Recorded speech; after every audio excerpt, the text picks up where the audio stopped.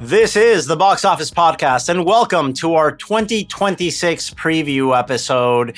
Joining us here today for our annual review of the biggest movies coming to a theater near you are my colleagues and co-hosts, Rebecca Polly and Chad Kennerk from Box Office Pro, and from the Box Office Company, Diogo Hausen, who manages the movie guide of our Source division.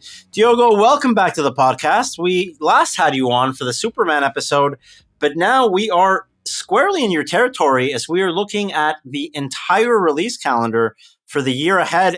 Hi, Dan and Chad and Rebecca. It's awesome to be back and always talking about Superman forever. Yeah, forever. Well, Supergirl this time around, or that's coming up later on in this conversation. But let's just start the way we usually do for these preview episodes, going on a quarter by quarter rundown of the tentpoles and the potential breakthroughs at the box office for the year ahead. And boy, are we in for another tough Q1. If you thought Q1 2025 was scary, unfortunately, it's going to be more of the same here. Yeah, we initially had thought we were going to do a month-by-month breakdown here, but for Q2, Q3, that would work. But Q1, yeah, we have one tentpole listed and then a number of potential breakouts. Do we want to just leap right into it? We'll leap right into it. Chad, let's get started here with you introducing the first tentpole that we have in 2025 on the schedule. And I say tentpole, I don't know if quotation marks are appropriate here because it's no guarantee at the box office, but we are expecting this to be potentially the highest grosser released during Q1 in 2026. Amazon MGM's Project Hail Mary, based on a popular best-selling novel. I haven't read the book yet, Chad. Has it been at all in your radar? I haven't read the book either, but it definitely landed on my radar when Amazon MGM started their CinemaCon presentation with this. It looks really solid. I like Ryan Gosling, and they came in strong with that. It definitely got my attention. That trailer, it was really good. That was their big lead-in to the 2025 Amazon MGM CinemaCon presentation, was just the potential that Project Hail Mary was going to have at the box office. It's going to be one of two big tentpoles that Amazon MGM will be releasing theatrically this year. It's no guarantee yet, guys, because it's not coming from an established franchise. We are looking at $100 million plus domestic theatrical run, but this isn't going to be a 200 million plus behemoth. It's just going to be a healthy grosser. I'm putting it in the tentpole list because I think maybe there's a little bit more to this title than, let's say, a swing like Disney Pixar's Hoppers that's coming out at the beginning of March. It's going to be a slow start to Q1 2026, similar to what we had in 2025, where it's going to be the runoff and leftovers from the holiday season that are going to be pumping in most of the money to the January box office. This is where we expect Avatar, Fire and Ash to really stand out, really the month of January. By the time we get to February, I think we're going to be a little bit more challenged, definitely compared to where we've been in prior years. Because looking at the January release slate, really, there's two movies that I find compelling here. The first I've already seen on January 16th, 28 years later, The Bone Temple, coming out from Sony. This is the fourth part in the 28 Days franchise. I don't know how you guys felt about the first 28 years later that came out last summer. Rebecca, were you a fan? Where did you fall as a horror geek in terms of what that gave us? Do I think it was good? No. Am I glad I saw it? Yes. I would rather see a bold mess than something that's just by the books. So, I mean, you said that the second one, the spinoff to 28 years later, is kind of a big mess of a film. And honestly, that really makes me excited and curious. I enjoyed it. I was with it for the ride. I think for me, and I might have said this before, is it doesn't feel like a film unto itself. It feels like very much a first chapter in a longer story. So I felt like, man, I need to see what the rest of these chapters are going to be like before I can really assess this first film. It kind of felt like an early draft of 3 or 4 different movies in here, and they didn't pick one. I think that's a fair way to react to 28 years later, in the sense that it felt like you introduced a lot of world building elements to a series that already had 2 films built into that world. And a lot of those world building elements seemed brand new, like plucked out from the air, right? It wasn't really a pre-established thing you were growing on or No. building on. It's one of those franchises where every film so far seems to be in a different genre, which I Yeah. like. And 28 Years Later was like 3 genres. It's 3 movies wrapped up in one. If you had an issue with that in 28 Years Later, you might have an issue with that in The Bone Temple. But there's a lot of folks that really responded to that aspect. And what I can tell you, having seen The Bone Temple, is this is one of the boldest swings and biggest risks that I've seen from an established franchise. Now, you can say the same thing about David Gordon Green's third part in the Halloween trilogy that he did. I know some people were really intrigued by how he capped his Halloween trilogy, and others were like, hey, that's going a little bit too far. This one's bonkers. It's a beautiful mess of a film. And I say that as a compliment to the movie. But because of that, I'm not really anticipating a huge box office hit here, knowing that 28 Years Later opened to $30 million, ended up grossing $70 million domestically. And this is very much the same style of open-ended filmmaking, of open-ended narrative, of a mishmash of genres. I think we're going to have a very similar performance that's very fan-driven for The Bone Temple this year. I do wonder, though, the 28 Years Later, I know that was a summer release. Was that June? It was really in the thick of summer movie season. And I like that Sony is taking this sequel and putting it in a quieter period on the release calendar where it can, if there is word of mouth, whether the word of mouth is good or the word of mouth is, WTF, did I just saw you have to see that? You can't. It feels like a reverse of some of what we saw last year, was that you have films that did well in Q1, like Megan or John Wick movies, and the studios kind of maybe being a little bit too optimistic and putting those sequels in the dead of summer. We saw that didn't really work out for Ballerina, for Megan 2.0. So hopefully, maybe this one, I think will it's have a good more strategy. people see it.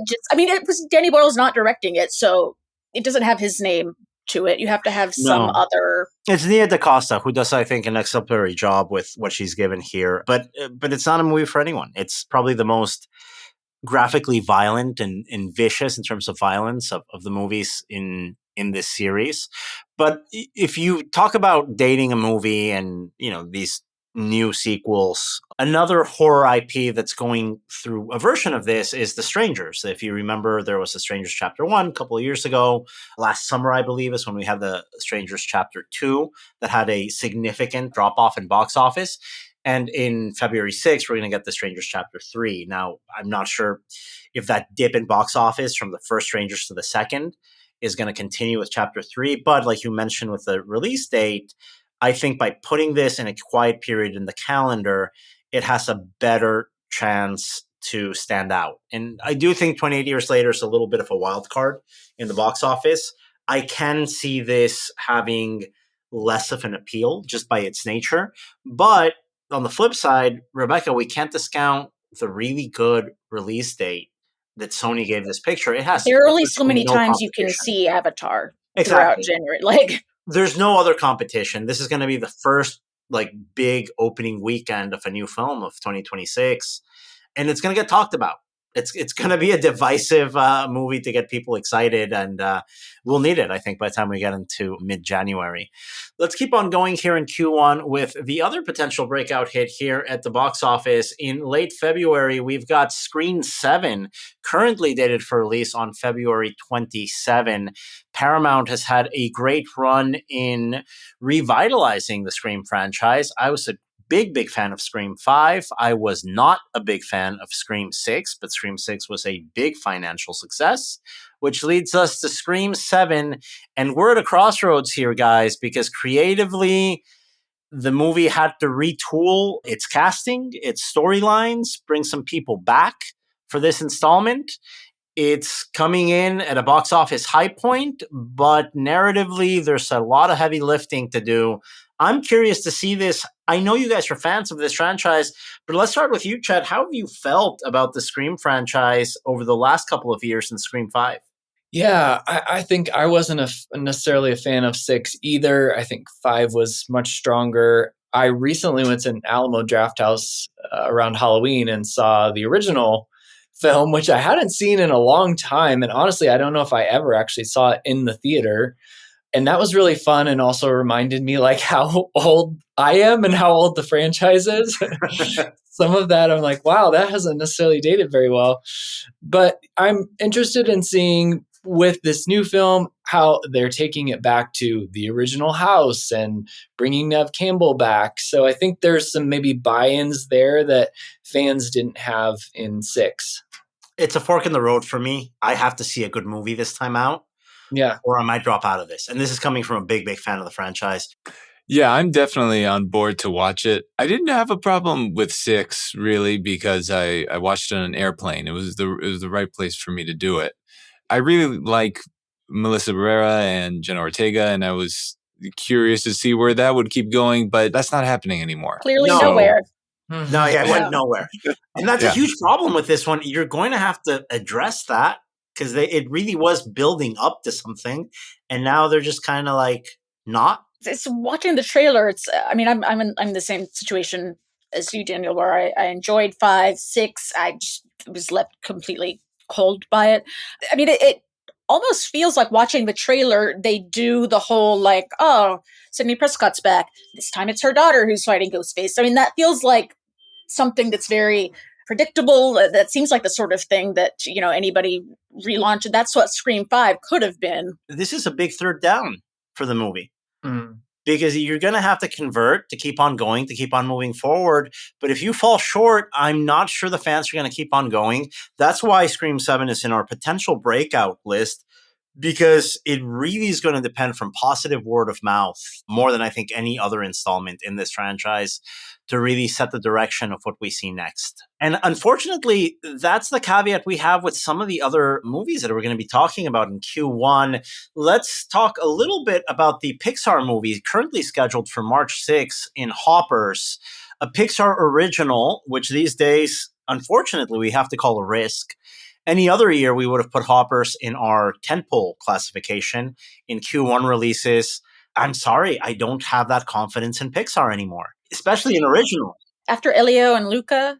No, you can't talk about them in the same way you used to. I mean, I don't know if the disconnect is, I know with Elio, there was a lot of behind the scenes changing going on with the script. Is there a marketing disconnect? I don't know but comparing something like Hoppers to later on in the summer, a new Toy Story film coming out, I feel like if that film does very well, as it probably will, and if Hoppers does not do well, as the past couple of Pixar original releases have indicated might be the case, that 2026 would really be a snapshot of where Pixar is now. And that's sad for a company that when it started, that was a feather in its cap, that it was original storytelling. And we bring all this up because it's been a cold streak at the box office for post-pandemic Pixar originals, most recently headlined by the $72 million domestic run from Elio at the box office. We have to talk about Q2 because on April 3rd, we've got the Super Mario Galaxy movie from Universal Pictures coming out, and we do expect this to be one of the biggest movies of 2026, the first true tentpole of the year, sharing the same weekend where a Minecraft movie succeeded so well in 2025. So when we look at dollar for dollar comparisons, I think there's going to be an incremental boost to your Q1 grosses year over year, say something around 1.6 billion domestic. You compare that to the 1.45, 1.43 that we had in Q1 of 25. And when we get into Q2, this is in the exact same point of the calendar where we see that inflection point with a big video game adaptation that is going to get a lot of folks back into the theater. I grew up playing these video games as a kid. I think I aged out of them, honestly. So I didn't watch the first Mario movie. Did anybody here catch it? Oh, yeah. Diogo, you got to give us something here. What happened? I thought it was a good adaptation. I was weirdly hoping for more depth with the characters from this animated movie, just because, we've had so many years with them in the video games and the story. that I hope they get to dig into it a little more in this second movie. The trailer looks really fun. So Wait, I'm wait. already excited. You're asking for more character depth I in something know. called the Super Mario. What do you Mario can talk about his abusive More grandfather? dinosaurs Come like on. the Bob Hoskins. It's weird for me to say something like that. It's off brand for me, and I know I had bad expectations going into it, but it felt like comparing it to something like a Sonic, the Mario was. It felt Illumination Entertainment-y. It felt very much kind of like what we've What we've come seen to expect from those before, guys. where Sonic was something a little bit outside of. I don't know. I was never particularly into either of those franchises, so I'm just sort of talking. No, that makes sense to me. That's exactly here, what I was feeling. I was hoping just a little more, just a little extra. Chad, how did it play for you? I thought it was cute. I mean, I definitely feel like maybe what you were saying, that it's a little more, the age demographic is maybe a little skewed a little younger. It's skewed a little more towards that kind of Minions. Yeah, it looks fun. The trailer looks fun. I think it's probably going to deliver a similar experience. And we can look forward to the Super Mario Galaxy movie filling up our screens on April 3rd. The other big tentpole in Q2 is coming out on May 22nd, Memorial Day weekend, in The Mandalorian and Grogu, the latest Star Wars spinoff. And I believe it's the first big screen spinoff of one of their streaming TV shows on Disney Plus. I haven't seen this show. I'm not part of the Star Wars extended Disney universe. Diogo, I know you're a lot more plugged into it than I am. Is this Mandalorian Grogu thing like the high point of the Disney TV shows? I think The Mandalorian has been the high point of the Disney Star Wars TV shows, especially the first 2 seasons. And then that third season didn't hit with the audiences exactly the way they wanted it to. A lot of mixed reviews there. So I'm not sure how much traction how many people are going to fall off of the movie because of that, but I know they had a solid fan base before. I just hate, for me, the Star Wars franchise has gone the way of the Jurassic Park, Jurassic World franchise, which is, I'll see it because it's in theaters and it's a Star Wars movie. Yeah. But that's it. I haven't seen any of The Mandalorian. I mean, I liked Solo enough. I mean, Rogue One was an excellent film, so I think there's potential in the spin-off aspect. I mean, I'm really looking forward to like the Starfighter Ryan Gosling spin-off they had going on, but yeah, this is just like an offshoot of the Disney TV. I don't care about this. It sounds to me like it's a vehicle to sell more Grogu toys. That's what I was about to say. It sounds to me like an SEO pitch. That you just go on SEO, you get keywords, and then you say, this is the next Disney movie. Right, it has to, because otherwise, why would they keep that freaking name? It's such a bad, The Mandalorian and Grogu. I mean, for people my age, we don't know what that means or how that's connected word with salad. That's SEO word salad. But there's an audience for it, and a much younger audience. Chad, how do you fall into this extended Star Wars universe? And are you in the bag for something called The Mandalorian and Grogu? So when they first started taking the franchise onto Disney Plus, I was really into it. Like the first season of Mandalorian was really good, and I was like, "Oh, okay, this feels like what the original trilogy felt like when I was a kid. Like this was really capturing some of that." And then I feel like as the storylines have gone on in that show, I agree with you, Diogo. It's season 3. There were a couple episodes that I was like, okay, and then it really just took a nosedive for me, and all of a sudden all these plot points happened in like one episode, and yeah, I was left kind of scratching my head. And similarly, Disney's just trying to wring as much money out of things as they can at this point, and it feels like it's visible. As long as that money's going to theaters, I sign up for it. But I'm not going to take 12 hours a season per show to dedicate my time to understanding what's going on in the Star Wars galaxy these days. It's too much work. I tried sitting through this Andor thing at home. Come on, guys. Come on. I mean, it's a non-starter for me. Chad and I just spoke about it before we started recording. You spend an hour of television explaining 5 expository plot points in the franchise that created the perfect exposition of all time, a scroll that says in a galaxy far, far away, and then shows you a planet exploding, it's completely against the Star Wars I fell in love with. The Star Wars I fell in love with in episode 4, the sets were falling apart. That world was filthy. It was dirty. Now you see these TV shows with the Star Wars characters, it looks like they're shot in Disneyland. It looks like there's a cleaning crew that comes in and like just scrubs everything down at the end And of the yet, day. at the same time, it's just people in a room talking. It's lots of people in this room talking, people in that room talking, people doing a walk and We're going to talk. need a lot more from Mandalorian and Grogu, I think, for it to break out through the core Disney audience. And of course, we are coming off the highest grossing Memorial Day weekend domestically of all time in 2025. We don't expect that to happen again in 2026, unfortunately. But we do still have 3 other tentpoles to go over in the month of June, a month that I think is going to bring a lot of great hits. Let's start with the recently titled Disclosure Day, the upcoming alien invasion movie from Steven Spielberg, which was untitled up until mid-December. Have you guys been catching the viral marketing campaign for Disclosure Day yet? Chad, there's been some really, really cool billboards they've put out in major cities. Yeah, I was seeing the one in Times Square, essentially like a silhouette of a bird with like an upside down face, like an eye coming through that. Supposedly this is about aliens. It's starring Emily Blunt and has a pretty great cast. Honestly, this film had me from the moment that they said untitled Steven Spielberg film. I think the marketing campaign is already an early contender for best marketing campaign of 2026. That's how you market a tentpole. You start in December, you start building up buzz and anticipation. There's a lot of mystery around this movie. And I think by the time we get to that June 12th release date, there's going to be a lot of goodwill and curiosity from audiences to enjoy this one in the theaters. And then the weekend following that, we've got a big Pixar sequel scheduled for June 19th in Toy Story 5. I don't know how to talk about this franchise without saying that it should have ended with Toy Story 3. I think we all agree with it, and we're all begrudgingly admitting, okay, we'll give the next one a chance just to get a small whiff of the masterpiece that Toy Story 3 left us with. I didn't watch Toy Story 4. I know it made a ton of money. That franchise has...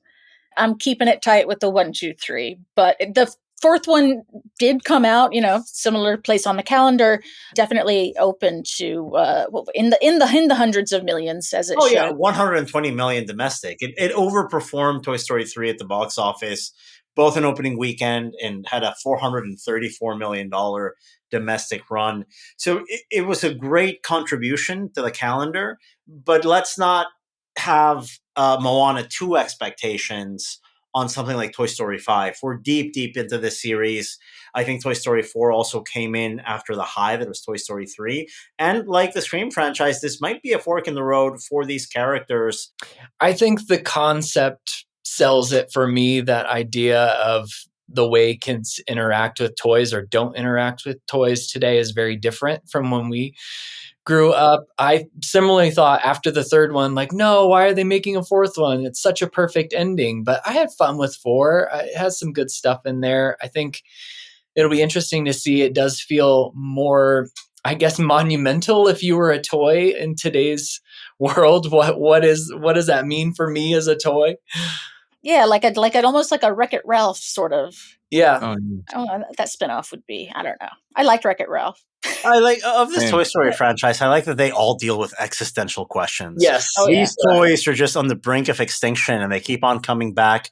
A little bit like our industry, which I appreciate, and we'll definitely need those vibes coming into a interesting 2026, to say the least.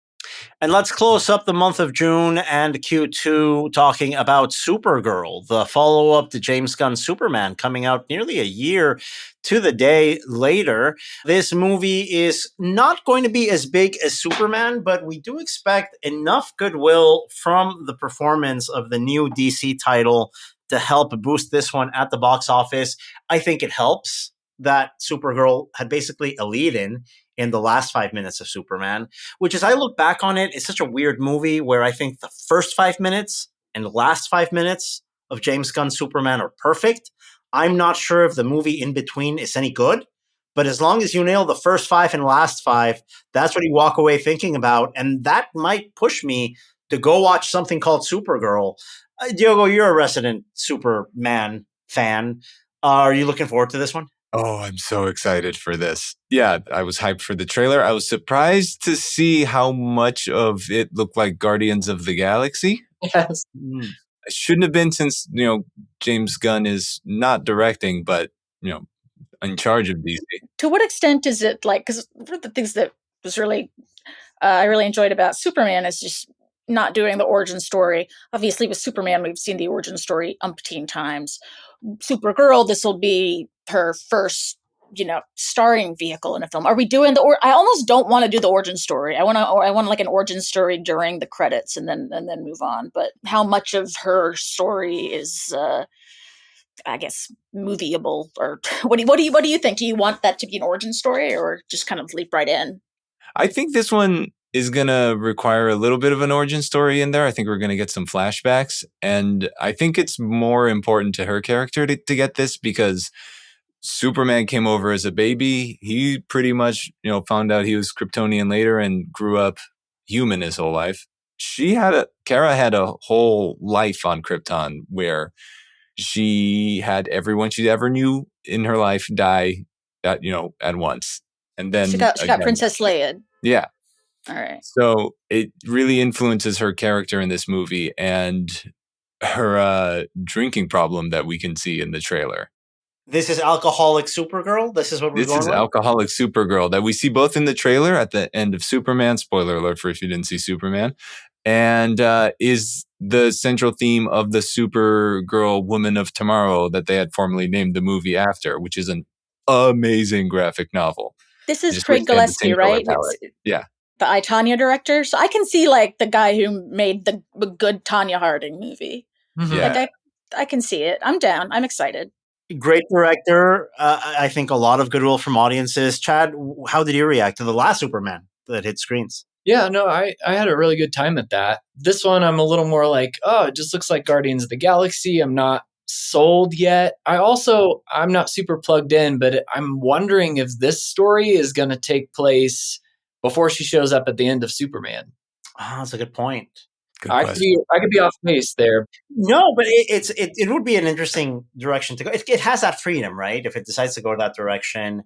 And now that we've discussed the tentpoles that we believe are coming in Q2 of 2026, let's go over the potential breakouts at the box office, starting with a movie that was originally on the calendar for April 2025, got bumped down to October 2025, and might come out on April 24th, 2026. We are talking about Michael, the Michael Jackson biopic that has gone through more production headaches that anyone in their right mind should have to deal with in their lifetime. But hopefully it'll all work out with this movie that has the potential to be a huge tentpole to really, really lift us into a new stratosphere early in Q2, or if we all fear maybe what we've heard rumored around social media and the internet, there might be some iffy creative decisions that might sink this movie. We just don't know yet. I'm hoping for the best. How do you thread the needle of considering like the notoriously litigious Michael Jackson? Well, there is kind of like a big and important court case at the end of his life that do you gloss over it? Do you not? How much do you go into it? It's an unfortunately tricky biopic to make because you're going to not address things that probably should be from a journalistic standpoint. But this isn't journalism. It's a movie. You can't address without being sued to within an inch of your life. Right. And no one really knows what did. I mean, it's not like we know. I mean, that's part of the allure of Michael Jackson is we don't really know who he was or what was going on psychologically with him, given his childhood.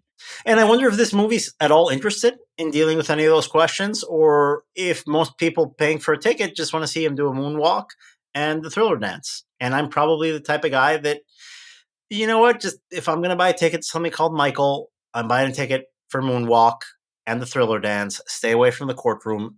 I can read up to that. There's a lot of documentaries on it. There's a lot of information out there. Watching that movie with the giant elephant in the room not being addressed, I mean, I can see there being a lot of people who would just be like, no, I love Michael Jackson. I'm just going to rewatch Thriller. Like, I'm just going to rewatch more Michael Jackson stuff. I don't need the biopic. Like, I don't know how you pull this off. I genuinely don't know how you pull this off. Yeah. I think it's a very fine line, and I think the way you do it is what we've kind of talked about in the past. You deliver the Michael Jackson concert movie experience, put a little bit of biopic in there, and say goodbye. Mhm. Yeah. Yeah. Close it out way before the court cases and all that, and just You Bohemian cynical of Rhapsody it. us. I hate to Yeah. be so cynical. I really hate to be so cynical, but I don't know why you even make a movie. Even if you leave out the court cases, guys, this is a person who dangled a baby out of a balcony. I mean, there are things here that are definitely not nuanced. That are definitely not in the And it's innuendo Michael maybe Jackson's universe. his estate is involved in it, which for any biopic, but especially for Michael Jackson, that would kind of raise my eyebrows. Clearly, this is going to be some kind of a movie with an agenda of some sort of contributing to the shape that this man's legacy takes. But Chad is right, Rebecca. No one's buying a ticket to see a courtroom drama. Yeah. No one wants to see the courtroom drama. We acknowledge that that's out there, that exists. That shapes our opinion, at least for a lot of people, it shapes our opinion of him. I mean, I'm thinking back to I Want to Dance with Somebody, the Whitney Houston biopic, which was a similar, like, we just want to see, you don't want to have something very depressing about drug addiction, but nobody saw that movie. Right. Like, just because you don't want to see the Michael Jackson courtroom drama doesn't mean you do want to see the Michael Jackson cinematic victory tour. Yeah, we don't know where this is going to end up. This has the potential to be one of the highest grossing movies of the year, or to be a movie we kindly don't mention after it comes out. We'll see how it plays out on April 24th. And that leads us into the other potential breakthrough in May. Coming out on May 8th is Warner Brothers' Mortal Kombat 2. Hey, didn't that already come out? And that's the big question here. Mortal Kombat 2, which started its publicity campaign in the late summer of 25, leading into an October 2025 release, wiped from the release schedule, I think, honestly, like something like 6 weeks before release. And I mean, the marketing campaign leading up to that October release, it had been looking quite successful, right? Like, it looked like a really fun. I really did not like the first Mortal Kombat reboot, with the 90s one obviously is a masterpiece, and it's tough to top that one. But this one looks like it has, Carl Urban doing the Johnny Cage. It looks like it understands the tone it wants. But I don't know how you start developing momentum like that and then move your movie 6 months. If it's like for an award show play or something, maybe. But I mean, they should have made that. I mean, if they think it's a summer movie, they trust that it has that quality, that it has that scale. Okay, but don't make that decision 6 weeks before it comes was out. Something like 6 weeks, might have been like 7 or 8, right? It really felt like last minute. I think that's a big problem that Mortal Kombat 2 has to contend with. It had the beginnings of a marketing campaign that was just quickly scrapped. It has to restart again. Not only that, the marketing campaign for Street Fighter is already underway. So we're in a situation right now that Mortal Kombat 2, which originally looked like the potentially best performing movie of October 25, might be an afterthought in May 26. Diogo, what did you think of the first Mortal Kombat in this latest reboot era that came out right in the post-pandemic period? I had fun with that reboot. The thing that I wasn't too excited about was them making it all based on an original character for the movie. Mm-hmm. And who cares? Yeah, exactly. Give me the thousands of Mortal Kombat characters we already have and make a story out of them. And I think they fixed that by getting Carl Urban to play Johnny Cage, who was notoriously missing from that first movie. And I really like the marketing campaign. Just seeing fake posters for Johnny Cage movies as their poster, that's fun. I was on board. They had Wu-Tang in the trailer. It was a match made in heaven. Chad, I think the big challenge here is asking Warner Brothers, how do you restart a marketing campaign after the beginnings of the first time were successful? How do you revive interest in this movie, which might get forgotten in this early May release slot? Yeah, I don't know. That's an uphill battle. I don't know where you go with that, particularly when you have the Street Fighter campaign already launching. You have some other similar movies kind of out there in the marketplace. I don't know. I do think Mortal Kombat 2 has great breakthrough potential, but it's going to be an uphill battle. Like Chad says, to restart a marketing campaign in a much more competitive point in the calendar for this movie. It could have had all of October and a good chunk of November in front of it. Now it's got basically 2 weekends before Mandalorian and Grogu blasted out of most screens. And Masters of the Universe, which is another, similar nostalgia play. Yeah, and that's the last breakthrough title that we have here to talk about in Q2. Masters of the Universe from Amazon MGM, the second potential tentpole from the streamer turned studio. Now, we had Project Hail Mary in the tentpole list in Q1, but honestly, the only reason we have it there is because we didn't really have... There's nothing else, yeah. nothing else to talk about in terms of new releases. So that's why we have Masters of the Universe here in a potential breakthrough. The other movie that I want to talk about here that isn't built to be a big blockbuster, but is definitely going to be my Memorial Day weekend movie. I Love Boosters from director Boots Riley. You guys saw Sorry to Bother You. He's wonderful. That would be my pick too of like the director I'm most excited to see what he does. I can't wait to see it. That one's coming out from Neon. I'm so glad that Boots Riley has continued support from distributors to make his wonderful, wonderful movies. And I'm really excited to see how that turns out. And now let's move forward to Q3, starting out with the tentpoles. And we are starting quick here because on July 1st, Minions 3 is hitting theaters. I can't believe we're already at 3 for these Minions movies. An early call for one of the top grossers of the year. This is going to be a massive global tentpole. I'm actually completely blind to the Despicable Me verse. I haven't seen a single one of them. I haven't seen any Minions movies. I know eventually that will catch up to me. Having a child is kind of like It Follows, but with like awful children movie sequels that you avoided. They're just chasing me and they will eventually catch up with me. I think I might still have some time before I have to sit through one of these. Have any of you seen any of this stuff? I saw the Penguins of Madagascar spinoff. But I haven't seen any of the what I know about the Minions franchise is this Gentle Minions thing. There's potential here for what we saw with Gentle Minions, with the Minecraft of a younger generation really connecting to something from their youth. So I think it's one to keep an eye on in terms of audience engagement, in terms of maybe doing some fun lobby activations. I'm not going to be seeing that one, but they do not need my money. No, they don't need any of our money. They've got more than enough already in the bank. Diogo, Chad, are you guys at all connected to this franchise?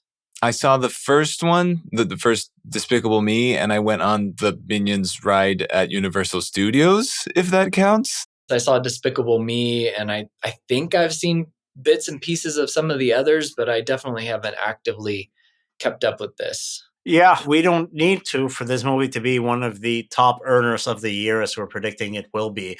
And in that same vein, we've got a live-action Moana movie scheduled for July 10th. This is going to be starring Dwayne "The Rock" Johnson in what is a obvious follow-up to The Smashing Machine. Are we over Moana at this point? Are we out Moana? It feels like Moana's been saturated. I feel like we're maybe out Moana and in the same way that we're out Minions. I think we've passed the generational. I think it's going to be a big hit. I think that if they frick a frickin' Disney Plus TV show and just kind of jerry-rigged it together into a movie, and the movie made that much money. It wasn't even, it's not like the Moana 2 was creatively great or amazing. It was like fine, right? And it still made all that money. I don't know. I think that that this one, I don't know, Lilo and Stitch making as much as it did would not have been on my bingo card for this year. Moana 2 making as much as it did wouldn't have been on my bingo card for last year. So I'm gonna tentatively put Moana on my bingo card for 2026. I don't know. I don't know if Moana 2 ends up hurting the live-action Moana release or if it ends up helping. At the very least, I know the songs in this one at this point, and I think that's always the draw, right? You want to listen to how far I'll go in a live-action setting. That's what helped drive audiences to The Little Mermaid not that long ago, right? I think Defying Gravity and Wicked. Yeah. Right. Chad, on your end, are you looking forward to this one? I'm kind of notoriously not a fan of these Disney live action adaptations. I feel like they peaked at Cinderella, and I haven't seen one. What did you say, Rebecca? I said thank you. They did peak at Cinderella. Cinderella was amazing. That was a good one. But yeah, it feels similar to the like just not my bag. Yeah, not for me, but I think kids will love it, I'm sure. I haven't seen a single live action Disney movie. I heard the Cruella movie was good with Emma Stone in it. I heard that one was fun. So. It was good for streaming. All right. Yeah. It was good. It was all right. It looked good. But yeah, Cinderella's the only one that felt like an actual movie to me.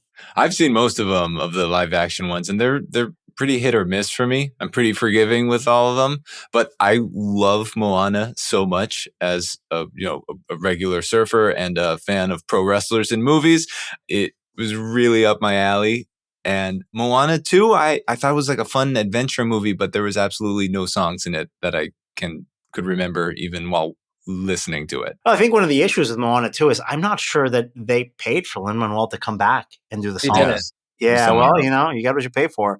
Let's move forward now to July 17th with the release of Christopher Nolan's The Odyssey, a movie that is probably going to be taking up a lot of PLF screens through the summer. I think a lot of folks are excited for this. I think I'm maybe more hot and cold on Nolan than most people that work in this industry. I've loved some movies. I thought Dunkirk was incredibly good. Other movies, Tenet, Inception, I'm less on board with, but they're always worth watching. He's a director that demands your attention when he has a theatrical release out.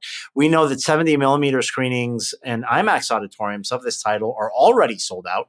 Over a year ago, they started a pre-sale on those premium formats. So this is going to be easily one of the biggest hits of the year. I don't know where to start with this. Chad, what's your level of anticipation for this movie? I'm really excited for this. I feel like this was one of the few books in high school that you had to read that I was really into.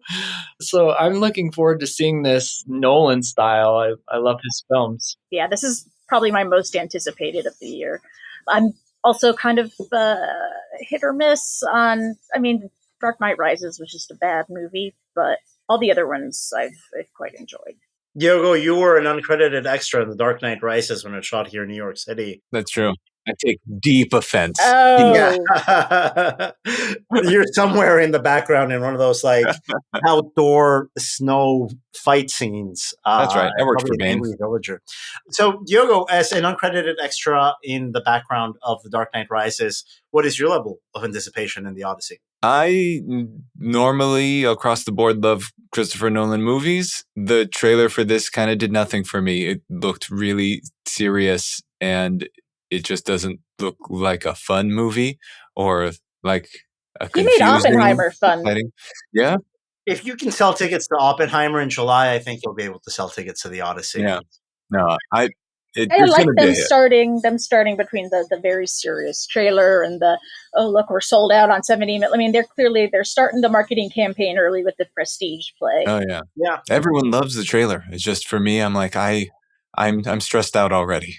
I like it when there's marketing campaigns that add a little bit of mystery to the pot, and I think that's the case with The Odyssey. Really smart marketing move to put those 70 millimeter IMAX tickets for sale a year in advance. Total marketing move.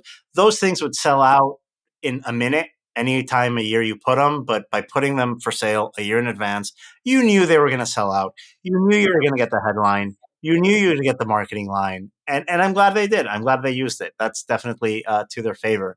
For me, the only Odyssey adaptation that I'm interested in watching is the Fritz Lang version in Jean-Luc Godard's Contempt. That failed production still lives in the back of my mind rent-free. Let's move over to the end of July with the last tentpole we have here in Q3 with Spider-Man, Brand New Day.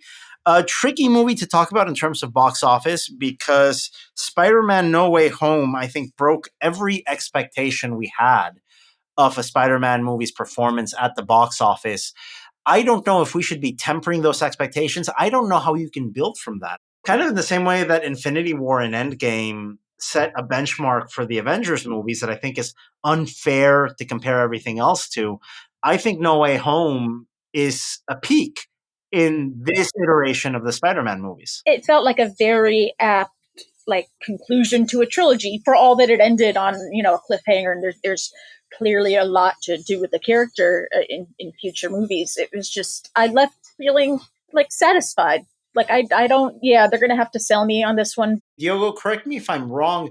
Didn't No Way Home end with like a light reboot? So where are we in the Spider-Man universe? No one remembers him?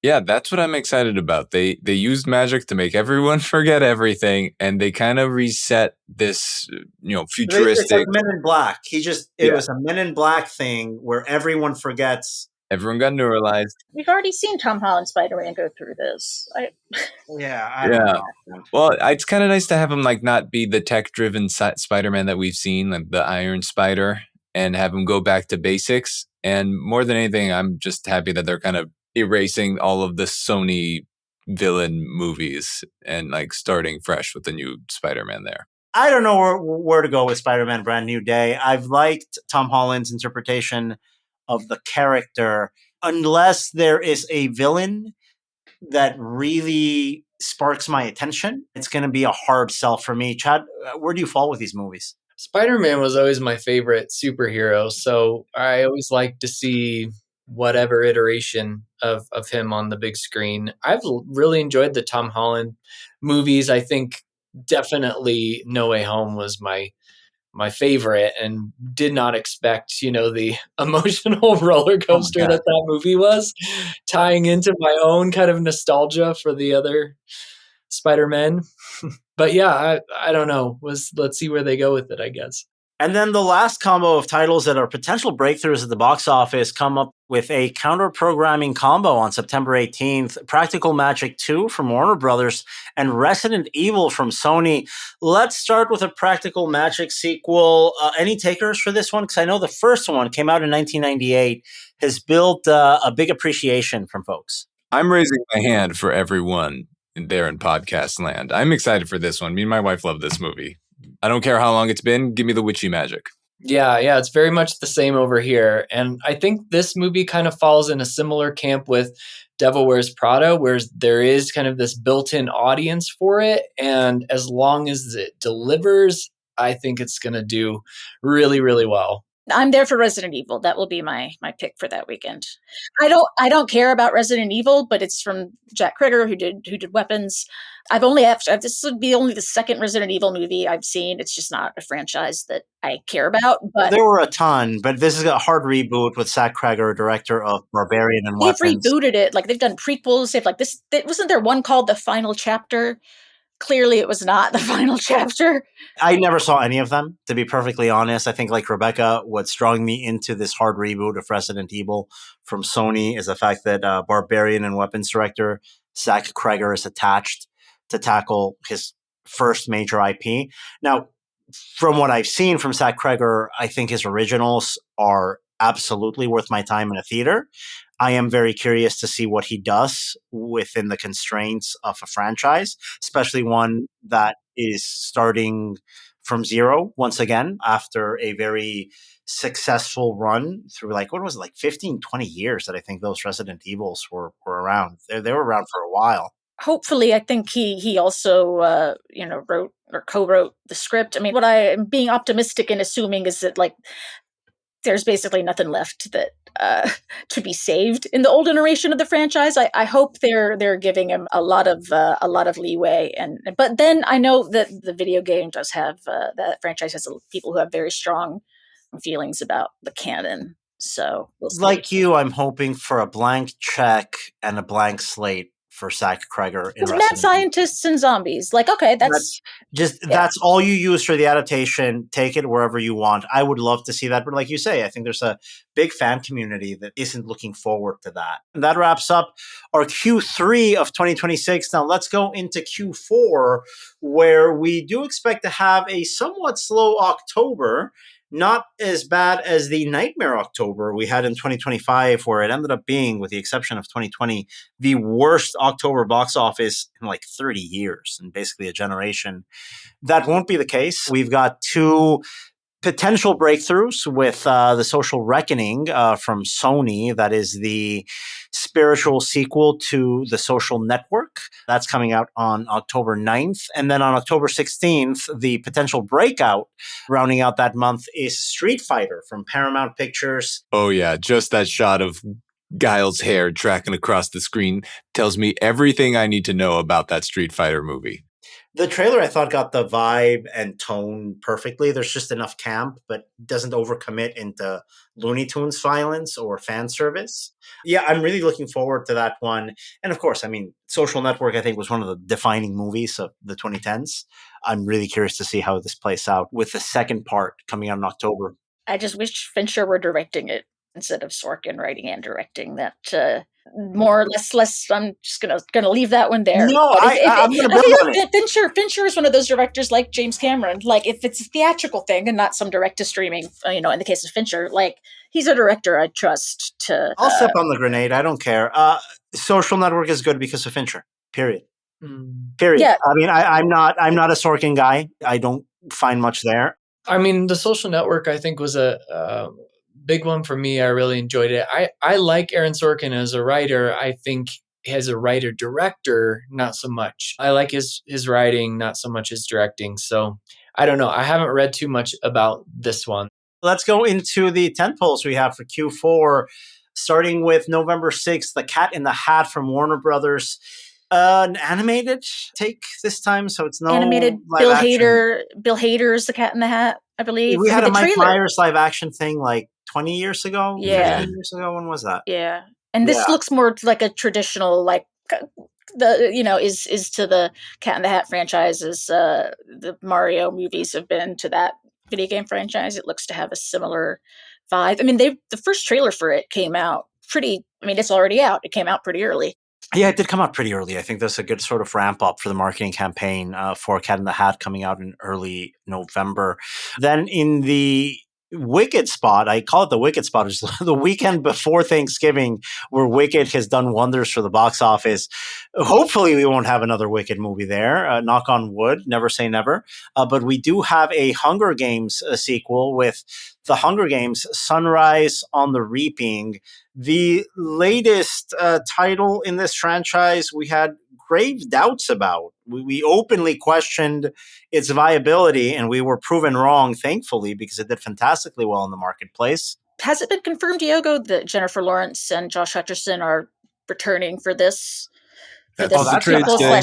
That to me is what pushes it. Yeah, pushes it over the edge, I think, in terms of the box office potential of it. I mean, the Ballad of Songbirds and Snakes, that did well, but it was more of as a spinoff. This one feels like it could be a big deal for Lionsgate. They might have two in 1 year. They might.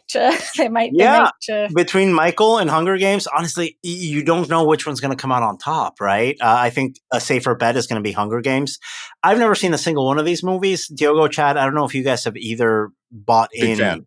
For this. They're solid. Yeah. Like the Mocking, like they did the movies. Stupid thing where they took the last book and cut it into two movies, and I feel like that used to be a thing. Yeah, that used to be a thing, and I'm glad it's not. But the second, they're really good. I like them. They're of their time. Yeah, I'm excited for this one. I might even read the book. I said it. I might even read a book. I read the Wikipedia summary of the book. That's yeah. I just watching the casting come together for this one has been really impressive, and then hearing that Jennifer Lawrence and Josh Hutcherson are going to be back too. It definitely, I think, is an exciting lead up to this, because I think Songbirds and Snakes, I loved that. I had a great time at that. Yeah. And to sort of see this next chapter, I've heard a lot of people say this is their favorite book, who are, they really diehard readers of the books and the book series say this is their favorite, I've heard. So I am there for Glenn Close's performance. I don't know if you saw her in the trailer, but that alone. Oh, yeah. Glenn Close. It feels like she already was a Hunger Games character. I love, she commits. And then following up on the Thanksgiving weekend of 2026, get ready for a little bit of a come down, because of course we don't have a Wicked movie. We don't have an animated Disney IP or sequel to fill theaters. It's a little bit of a reset. Right now, a quiet Thanksgiving, but I do expect the schedule to change. On Thanksgiving weekend, we are going to see the release of a Disney animated original called Hexed and a Universal comedy sequel in Focker-in-Law. Neither of those titles, I think, has anywhere near the cachet that maybe Zootopia 2 or Moana 2 had individually. Honestly, with Hexed, I think there's more questions than anything else.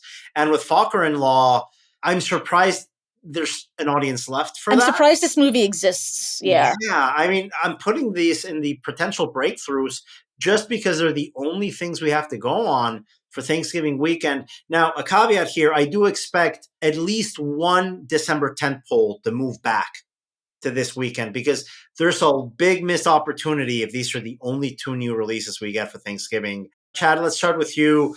Are you at all in the bag for either of these? Yeah, I think I'm in the bag for them. I'm not necessarily, they're not on the top of my most anticipated list, but we haven't really seen anything from Hex yet other than kind of a concept and maybe some concept art. But I mean, Ariana Grande is in Father-in-Law, so that's always a plus. This is going to be the fourth Meet the Parents thing. Yeah, I think it's going to be a heavy lift here. I'm not even kidding. The first Meet the Parents I saw at the AMC Sunset Place when my middle school girlfriend's parents invited us to the movies. That's how old this franchise is. I really don't see what its potential is in the marketplace or why you would put it in Thanksgiving. And of course, the elephant in the room, or more like lion in the closet, is Narnia from Greta Gerwig coming out from Netflix right now on an IMAX exclusive run. The big question mark there is, does anyone play it? Because I know there's a lot of major circuits looking at what else is on the schedule. And hey, maybe you give Hex that IMAX screen. Maybe you give your PLF over to the Hunger Games for an extra weekend.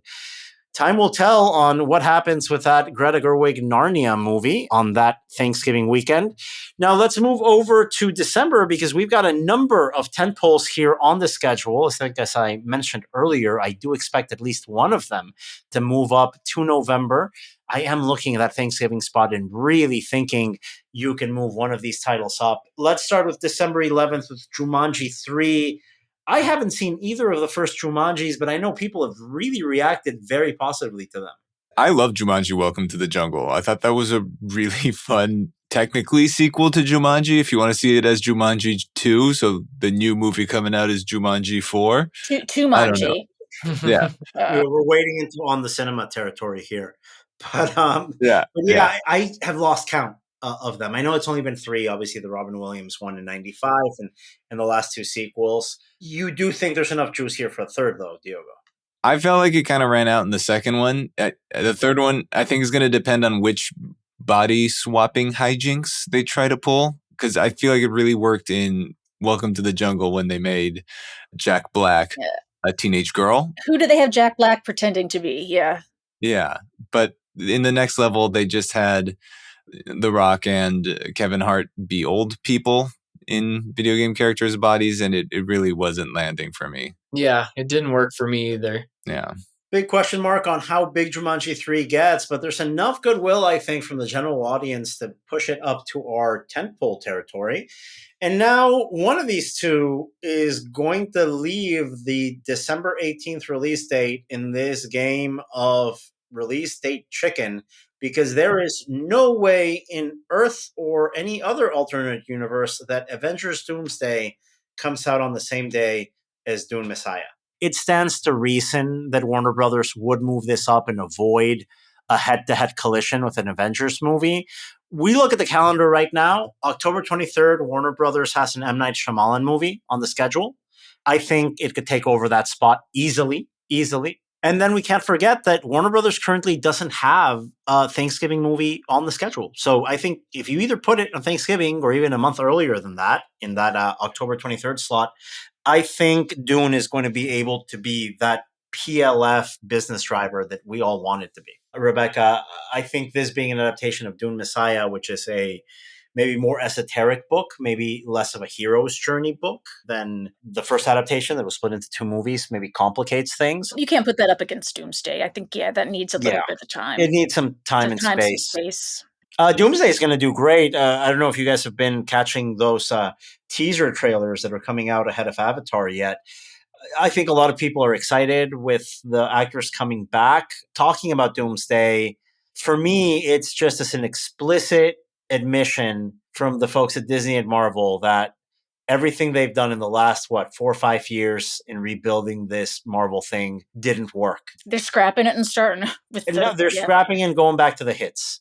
This is the greatest hits album with a new cover art. I cannot be less interested for this movie. I hope to God there's a huge groundswell of support for this because the industry needs it. At a certain point, this is going to be declining fortunes for this franchise. Diogo, how much more road is there ahead of Disney and Marvel with these characters that are just well beyond jumping the shark? I don't even know what to say anymore. It's been... Fantastic Four was supposed to be it was fine. Yeah, Fantastic Four was fun. I like Thunderbolts too. Like I had a good time with these because my expectations are just like, give me the same thing. I'll have a good time. And that's about it.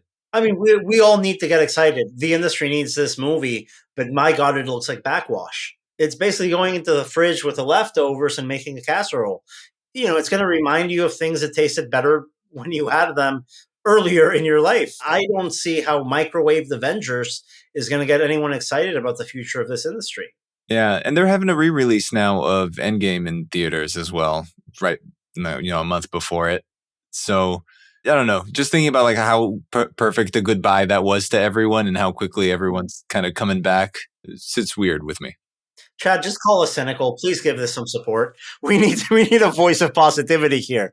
I mean, I definitely think that's a good move, is like put Endgame out, remind everyone kind of this peak moment of the MCU, forget all the other stuff. Now let's watch, Avengers Doomsday and kind of get this thing back on track. Fans really excited about the whole Secret Wars storylines that's leading up to the next movie. Mm-hmm. So, yeah. Endgame had such a strong buildup, though. Like they took time building to that. Like Endgame I did not enjoy Endgame as a movie. Like it was good as a exercise in corporate synergy.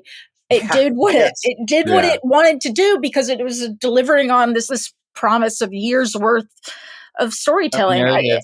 I don't know if you can just kind of, jumpstart the car with Doomsday. You're going to have to because the car isn't running as well as it used to. And we see that with the performance of Marvel movies over the last couple of years, with the exception of Deadpool Wolverine, which is, if anything, a proof of concept of why going back to the well and recycling things that worked before is still viable today.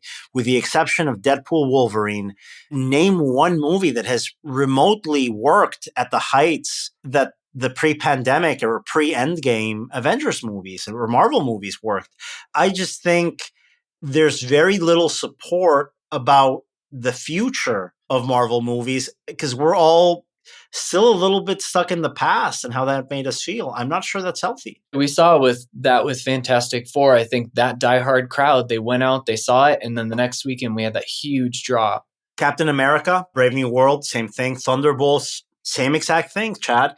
Really strong opening weekends where the diehards come out, and then these things just crater because there doesn't seem to be enough of a crossover audience beyond the core fans anymore. We need Avengers Doomsday to prove us wrong and tell us, hey, the comp here is Deadpool Wolverine, not everything else that's come out. Like even the hardcore fans, I mean, you do not see the repeat business with Fantastic Four. It needs that, like the repeat business that we saw with Endgame, people going back to see it 2, 3, 4 times in different formats. I wouldn't consider myself like a diehard fan of the franchise. I saw Fantastic Four on opening weekend and promptly forgot about it. Yeah, I'm not sure there's enough here in the formula to give us unbridled confidence, but this is probably going to be the movie-going event of the year after the Odyssey, because I think the Odyssey is probably going to capture a big part of that movie-going crowd in July. It's bridled confidence. Yeah. Because it's a huge comic book story arc. I mean, it is. We've seen so little of it from Disney. I'm not. They could, if anyone can pull it out. I'm exhausted already. I'm already just like, get it done. Do what you have to do. Please make money, and let's call it a day. Wrapping up the month of December, we've got on December 23rd, the Angry Birds movie 3 from Paramount, which is probably going to compare to something like SpongeBob, Sponge Out of Water. And then a comp from a couple of years ago, you might remember Robert Eggers' Nosferatu really overperforms from Focus Features. Well, he's going back to the well. Robert Eggers with Werewolf, spelled WERWULF for Werewolf. yeah, Yeah. reasons beyond me, but why not? That's coming out Christmas Day. My autocorrect doesn't like it, but No. Oh boy, it does not. But get ready to basically retrain that autocorrect. There's potential here in a way that I didn't think Nosferatu would be as big as it was. Same director, same distributor, kind of same vibe. And Eggers usually delivers. You know, I've been hot and cold on his stuff, but I'm a huge fan of The Witch. Nosferatu was a surprisingly solid Christmas Day movie for my fan. Like, it's, you want something, you know, kind of with a classic vibe, something that's serious but not too serious, something that's fun but not too fun, something you need to pay attention to but not too much attention to. I like the big splashy classical horror movie on Christmas. And that wraps up our analysis of the potential breakthroughs and tentpoles coming to a theater near you in 2026. Don't forget to subscribe to our podcast. We have new episodes coming out every Thursday, and we will talk to you again next week.